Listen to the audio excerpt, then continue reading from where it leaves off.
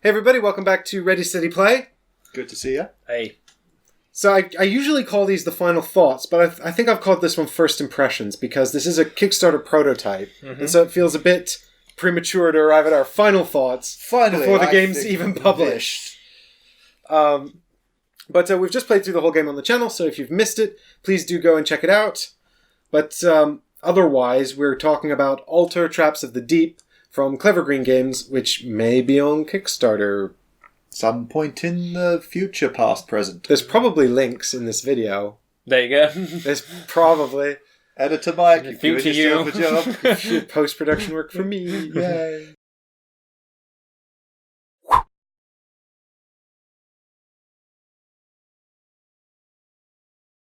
So this is a game that is sort of, I guess it's a Euro game. It's for 2 to 4 players. I'd say if you're all sort of know how to play, it's probably about an hour. Yeah, I'd say that's pretty fair. Yeah. Yeah. And, I mean, it depends how familiar you are with the hieroglyphs. Yeah, AP. It's maybe like 20 minutes per player.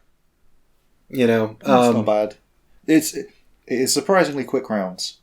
Yeah, once you get going, definitely. Yeah, like you pick up a lot of speed. Having said that, with 2 players, you each control 2 little doodads. So maybe with 2 players, it actually goes up as well. 20 minutes per pawn. You will do what I tell you to. But the game is sort of like a race through the temple, and as we move through the temple, we're trying to collect sets of things that score us points at the end. Yeah. And we're setting traps, trying to catch our friends in the traps, because then we can score points for trapping our friends as well. Based on their misery. Based on their misery, and also cause them problems too. To lose points. Double. So, start off with... First impressions, Ollie. What did you think about the traps? Because I really liked them. Well, I thought there was a good variety going on. Things to do. In general, my first impression of this is a positive one. I actually quite liked it. I know that's quite unusual for me in this kind of theme. It was competitive, of game. and he liked it. Oh my god! But it didn't feel. It felt. What's the word I'm wanting? Challenging. Competitive, and it felt like we were. It felt competitive without being aggressive. And I think that's what I liked. It was done playfully. I don't know. Ollie and I got quite aggressive up here. I'm taking your map. No, you're taking my map. But yeah, I get what you mean. It's very light. Yeah. The way that you can. I think I like this light, playful aspect of being able to mess people up. I think that lends quite well to the. Well, I feel like where the aggression bothers you is when you have a choice of being potentially equally competitive without being aggressive. Yeah. Or when you observe someone has that choice and decides to attack you anyway. Whereas in this, it's kind of, from the outset, you've all agreed that you're going to be trying to stab each other in the pack. The game gives you points for it, so it behooves you for doing it. Yeah.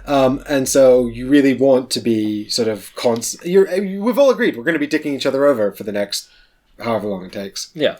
Well, it's the thing that you have to select a trap, and only 2 of them don't. No, but only... I maintain these are traps. They're called traps in the game. Yeah, but for the purpose of this, you have to select a trap, 2 of which don't directly hurt your opponent. However... The other 4 do. Yeah, and in a 3-player game, at least one of you will always have to have a trap that could damage your opponent.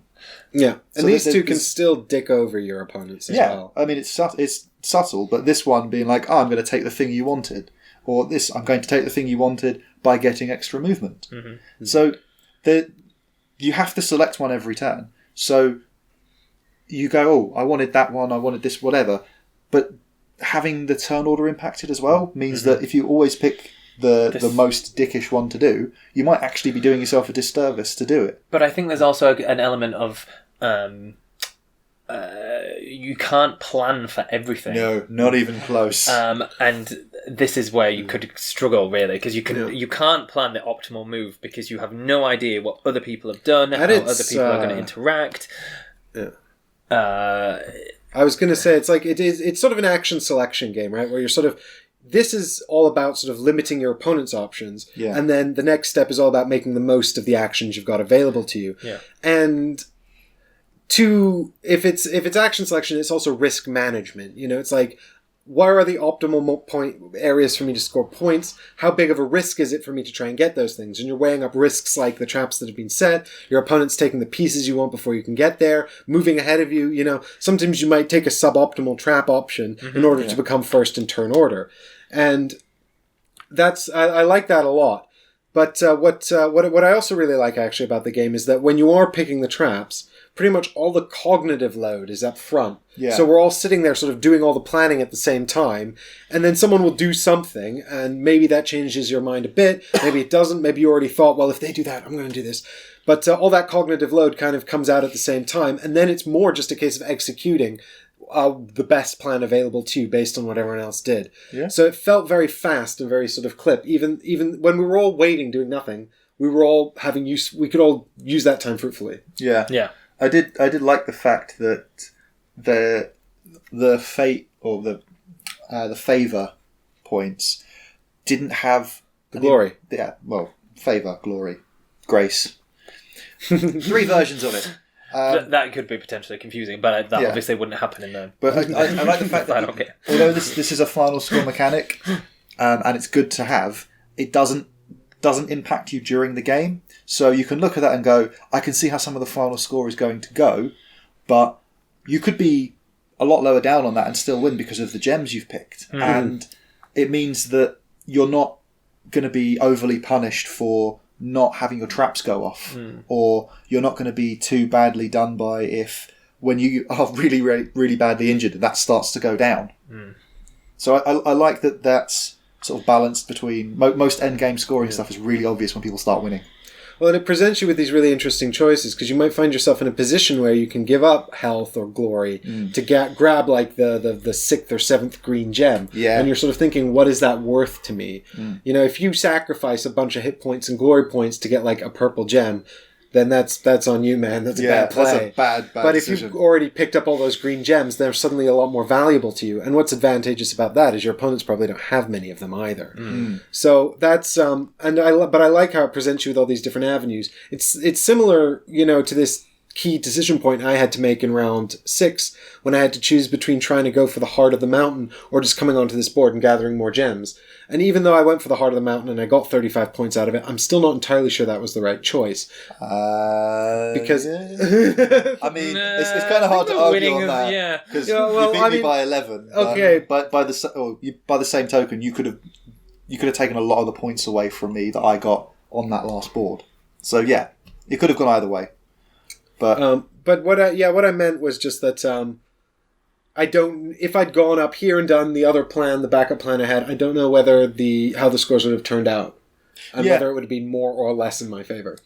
And that's interesting. It's kind of cool that there's that kind of sort of you got to make these sort of key interesting decision space. That's good. That's a good sign. I mean, I love when we were setting up the board for the first time and we were going through all the different pieces that could be there. We did spend a lot of time setting it up, going, okay, this does this, and these do this, and this is this, and we read through all the individual traps, and we were going about this board and the cards, and it took a lot of explaining to do, but once we started playing, it felt really easy to kick in. As like, it's definitely one of those games that once you know how to play it. Yeah, so it does take a long time to set up for something that feels relatively light. Yeah, but I think as well, once you know how the setup works, like the next time we set this up, it's going to be a lot faster because we've got a very good idea of where things go. Because there's very specific instructions about this can go on one of the plinths and this can go on one of them as well. But then you get these curse cubes and they can go there, and you've got and that it's explained in quite a lot of detail, but it's a lot of explanation. But once you start playing, it feels very. It's a very natural flow to, I want to get this and I want to try and grab these, and these are what I can spend them on. Exactly, and you're trying to get to a certain stage, because you need to be around here, don't you, towards the last 2. But also, if you get too far ahead too quickly, you will be going last a lot. You'll be picking traps last quite a lot, and furthermore, you're kind of stuck up here, and then you have to try and decide whether to backtrack to get things. Meanwhile, people are picking all that stuff up. So there is this, because it does have this element of a race, but there's obviously this natural barrier here that is the chasm, and I think it gives you this really sort of interesting sort of choice about the speed at which you want to go. And I think the further back you are as well, the sort of the less attention players pay to you. I found it quite funny. Just on the point you were making on it quickly, I do think that for a game that I think this is sort of like a middleweight filler game for me. You know, it's like it's got enough to sink my teeth into, but it's not overly long, and it's not like the teach. I don't think would take a massive amount of time. But what I do think is that for the length of time it takes, I do think the setup is very long. Yeah. Like just the setup and tear down. There's a lot of tokens and pieces and things. Yeah. Well, these might change as well. Yeah, I mean, it is a prototype version. Yeah, it's partly how the rule book's been set out, because he's trying very hard to say, and then this is this entire section, do that, and now you move on to this section. So there's a lot of jumping back and forth where it mentions things that you haven't read yet. So in the final book, it's probably going to be quite a lot improved. Yeah. So I think a lot of that could be streamlined for the final product. But my first impression of this stage was long setup. Yeah. And I also think that the hieroglyph cards are quite... I mean, I've been told that all the iconography on that is being revised. Yeah. But they are... I mean, I like them. I like the function they perform in the game. I like that we can plan ahead. Yeah. I like how this... It makes it... I mean, yeah, they all follow a bit of a similar theme, but this adds so much replayability. I like the level of impact they had, because they were simultaneously significant, but not like, sort of game defining. Yeah. It added enough randomness to it without it being, well, this was totally the fault of the cards that came out. Yeah, and of course these 4 Game Boys are also randomized, so it's like there is, I think, a fair amount of sort of replayability to this. I also feel like there's not a massive skill curve. I don't feel like someone could get so good at this that they would be sort of unbeatable. Correct, because there's so much stuff that, I mean, you can't plan the optimum move, because you don't know what traps people are going to go for. You don't know what part of the trap they're going to go for. So it's and you always get these people who come into these games for the first time and they're like something of a wild card. You think what someone would pick if they were making the optimum move, and then the new player's like, I just did this, and you're like, oh no, you got me. Yeah. Well, I was going to say, I thought when we set it out that having 8 turns was either going to be too quick or it would end up dragging out. But I think it was a good amount, because it kept it feeling like a race. Like, as you say, we are trying to get to the finish, and in the early part of the game, where we're all starting on our chosen sets, we know what the board looks like when we're picking that. So we've got a good ability to go, this is the route I want to take at the start. And there wasn't a moment where I was like, I've got plenty of time to do this and this and this. It's like, I've really got to run through this. Yeah. Got to pick up stuff as I go. And it's the right kind of attitude for this game, because it's a counter to, I want to pick up everything. Because we picked up a lot of the stuff on the board. Yeah. I mean, there was not a lot left over. Yeah. I think. And what I think I like about it as well, actually, is that your score is quite clearly telegraphed, so you can see who's in the lead, and that sort of gives the other players a chance to make like table talk and back and forth and gang up on the person in the lead to try and stop them, because I quite like that, and I think this kind of game with all the traps and stuff sort of lends itself to that kind of banter and table talk. And even then, it's hard to know, because there's a lot of score changing that can happen during a single turn, where it's like, right, I've got hit by 2 sets of traps. These cards made it this much worse. My focus now is going to have to be, I need to heal, I need to get rid of curses, I need to do this, and it can completely reprioritize what your turn's going to do. Yeah. And I like this. I like this mechanic where you have, this is what's going to happen, this is what has happened, and this is your stock. Because the only time you have information is just after someone has used the trap. Yeah. And you go, I'm a little bit safer here. I like how you're constantly having to pick between where the optimal rewards are for you and where the safe spaces are. Yeah. Because the minute a trap resets, it becomes like so much more dangerous. Yeah. But there was a couple of turns where we were like, right, I know we're going to end up fine here because yellow's already out, and I can see that that's also out. So if I'm on a yellow next to a silver spear, then the only thing that can get me is that. And if no one's there, no one's picked it. Exactly. Yeah. So there were some safe zones you could pick, but they're so specific, they're probably not going to help you out. It's just going to stop you taking damage. So do I take damage? Do I try and pick up treasure? Yeah. And I think the game really is a toss-up between that, isn't it? It's like, because one, if you lose points, then that severely hampers you at the end. Mm-hmm. Whereas if you don't like try and do the moves to get the point, then you're going to be like me and have nothing. But even then, part of that was you had gone after things that we could take away from you, and then you got a bit trapped because you got trapped there because there was a wall there.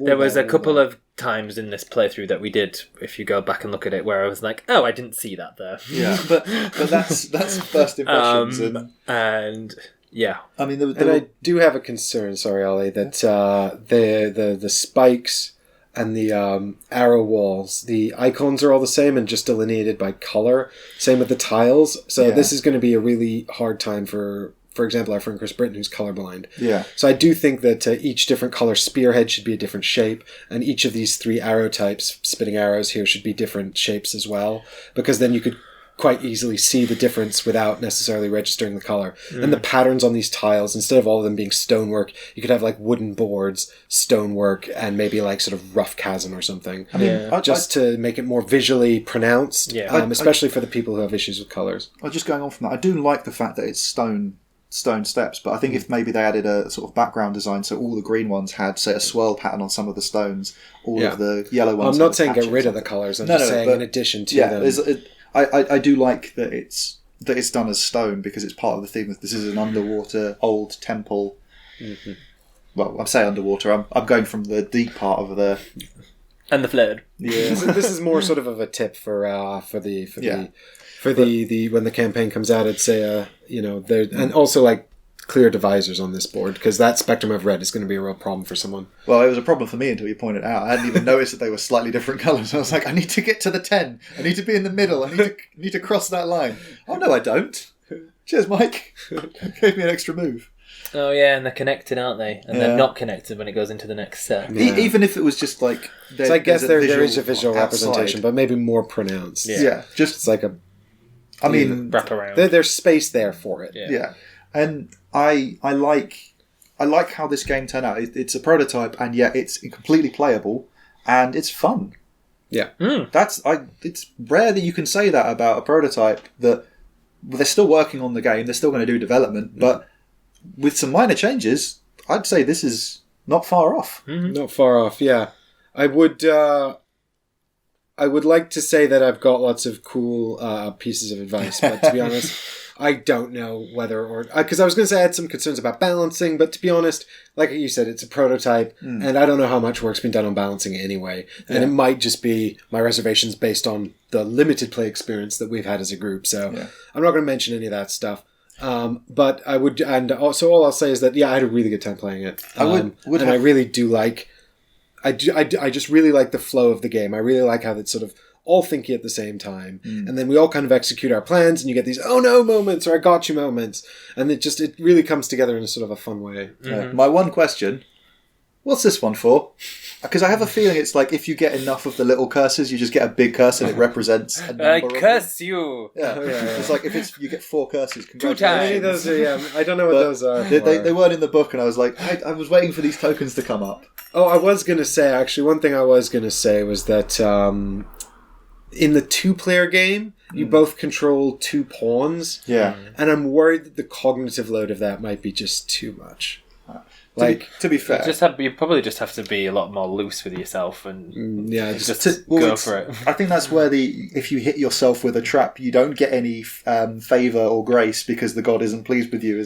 It's far more likely to happen when you've got to control 2 people. Yeah, and I think the flood will come up more often in a 2-player game because you'll be like, I could push both my people here and grab treasure with both of them. Yeah. But I mean, that's what I mean. Like the cognitive load of trying to set 2 traps while trying to predict where 2 pieces are going to end up, so they don't get hit by the traps you set.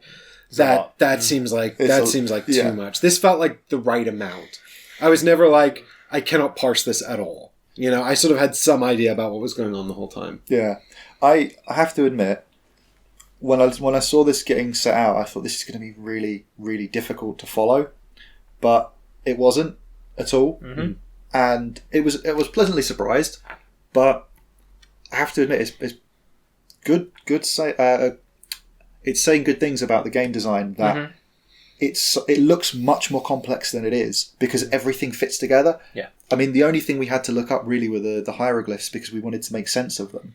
Mm-hmm. But other than that, you wouldn't do that again. Yeah, but because you'd know them. Yeah, but everything else fit together really naturally. It's like the traps do this, and you can end up doing that, and this is where it is happening on the board. It didn't feel like there was a jarring moment where we had to go, okay, we just cannot figure this out. Mm-hmm. Yeah, it's relatively light. Yeah. It's got a lot of depth for a game that's relatively light. Yeah. Because it's got this kind of like two-step sort of trap Also, setting mechanic. I do like the fact that the treasure chests make you choose what you take out. Like giving you a choice of 3 and say, pick 2 of these. Yeah, the sort of power selection part of the Lux Stones was really appealing. I like that a lot. I mean, because I kind of wish there'd been more, but I'm sure. I'm sure this was the right amount, for 3 players.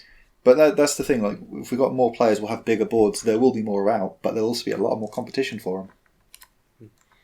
But yeah, I definitely liked it. I would want to play this after they're finished with the development. It doesn't take up as much table space as I thought it would. That's pretty small. Yeah, like when we started setting out, we had everything far apart because we wanted to make sure it was all in the right place. But, I mean, you've seen us play some very table-intensive games, and this, we've got much more room than we need. Yeah. So, yeah, I would want to play this again, definitely. And I would play this again. Yeah, I like, just to go on it, the end mechanic, like having 2 coordinates. And there are ways of influencing this, and there are ways of finding it out that more than one person can do. Yep. Yeah. Although I don't know if. Well, do you know what? It's fine. I was going to say I kind of wish you could like sort of access the information about these a bit earlier because you can really only get it on turn 7. But do you know what? I'm sure there's a good reason for that. I feel like if it was too much sooner, then the person who could change it could then spend a lot of time using the flood to dick over everyone else. Sounds fun to me.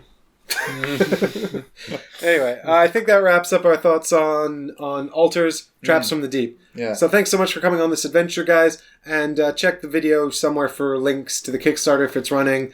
If this seems like a game that's going to appeal to you and your group, and I hope we've helped you and entertained you with this series, and we'll see you tomorrow for something completely different. Bye, everyone. Have a good one. See you soon.